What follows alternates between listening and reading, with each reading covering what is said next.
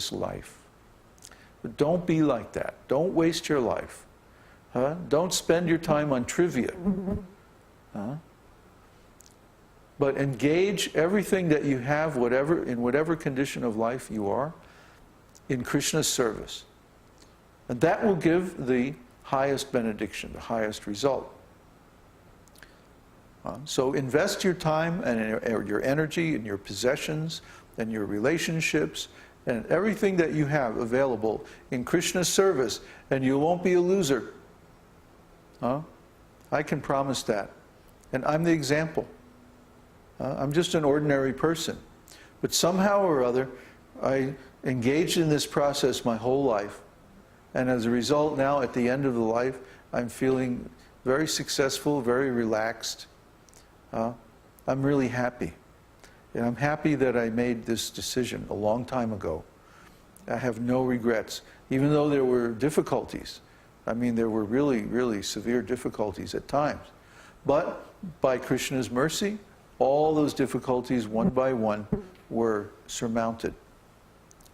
So you can also conquer over the difficulties of life. Krishna gives this knowledge in the scriptures. And if you find a bona fide spiritual master, that should be the highest priority in your life.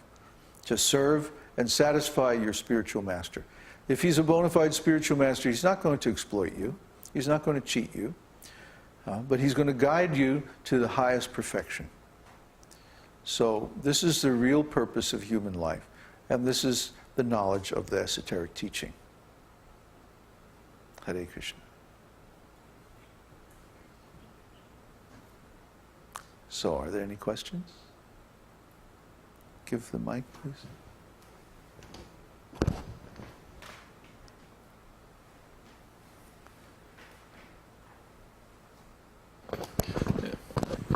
It's more hello, Hare Krishna. Oh, okay. It's more a comment, question, comment.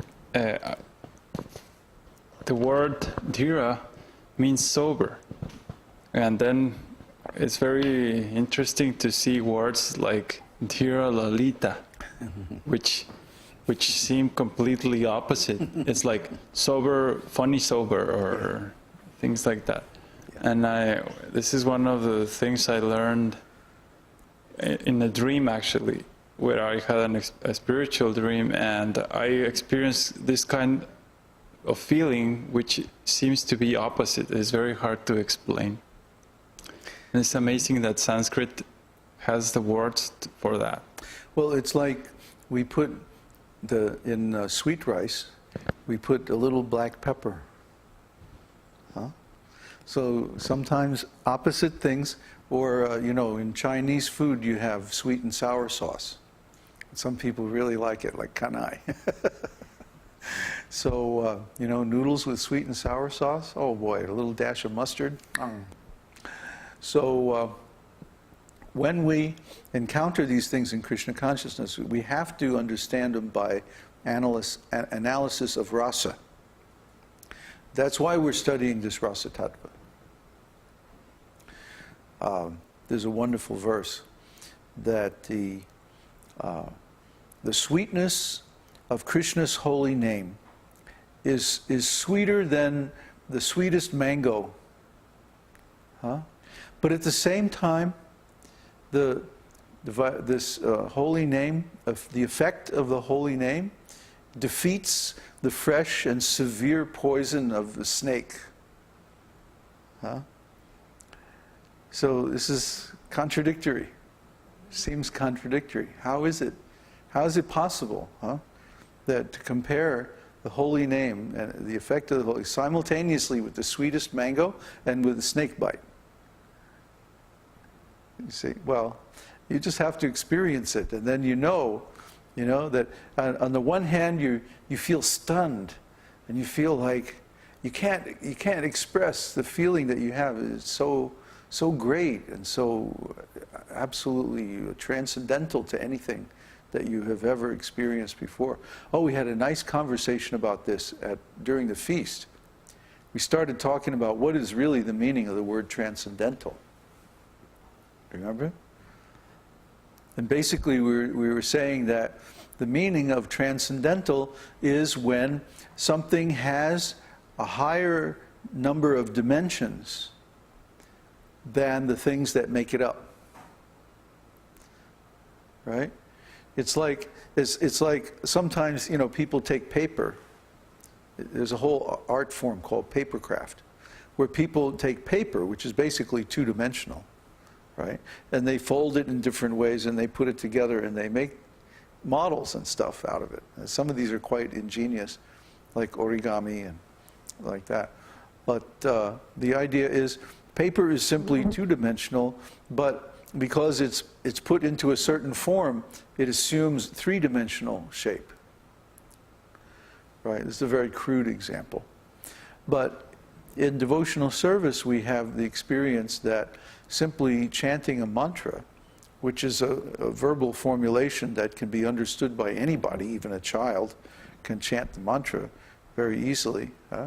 Yet, this simple chanting process leads to the most exalted states and the most refined knowledge and the deepest insights into reality and consciousness. How is this possible? It seems contradictory. You know, seems like we should be in a laboratory with white coats and a big blackboard with formulas scrawled all over it if we're going to do that kind of thing. You know, but actually all that's necessary is, you know, oops, I don't have my beads on, is some chanting beads and a little mantra made of 3 words. But this 3 business is very, very profound, because this is the key to ontology. See? If you understand that every ontological entity has 3 parts: the subject, the object, and the relationship, or the category, the substance, and the quality, or in terms of consciousness, the subjective, the objective, and the perception,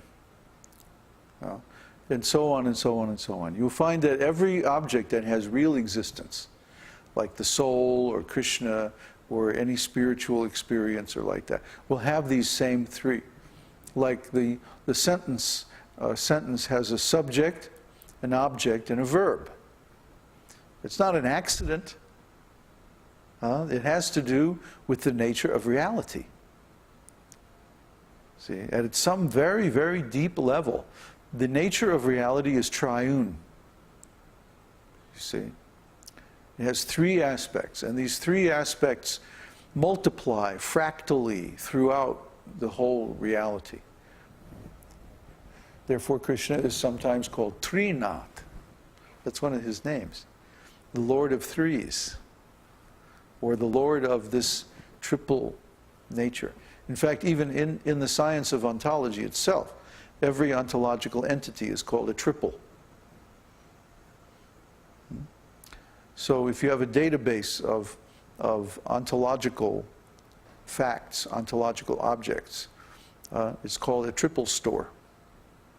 These are common terms in ontology as it's applied, especially in computer science. So we can understand that the reality itself has this triple structure embedded very deeply within it. Brahma, Vishnu, Shiva. So you can find so many instances of this. Kṛṣṇa has his internal potency, his external potency, and his marginal potency. And they are the Supreme Personality of Godhead, the Jiva souls, and the material energy, respectively. So all these triples you'll find again and again and again, especially in spiritual life. No accident. That's the way the reality is put together at a very, very deep level. So we should look into this reality very deeply and find this structure, because this is the structure of Kṛṣṇa himself, the Tribhanga, threefold bending form of Kṛṣṇa. And then we find that he's also called Triyuga, that he appears in 3 yugas, as the Supreme Personality of Godhead. And then he appears in the fourth yuga, Kali Yuga, in a covered form, Lord Chaitanya. You know, and on and on and on. Lord Shiva has, his trident has 3, what is it, blades or whatever they're called. Prongs, good. And on and on and on and on. You'll find this. So if we understand all these things, then nothing becomes contradictory anymore. Because we can understand that whenever we put something into the proper context, it's either part of the subject, the object, or the verb. It's either part of the doer, or the object that is being done to, or the process that's being applied to it. In everything and everywhere that we look, that we have these 3 ontological distinctions. So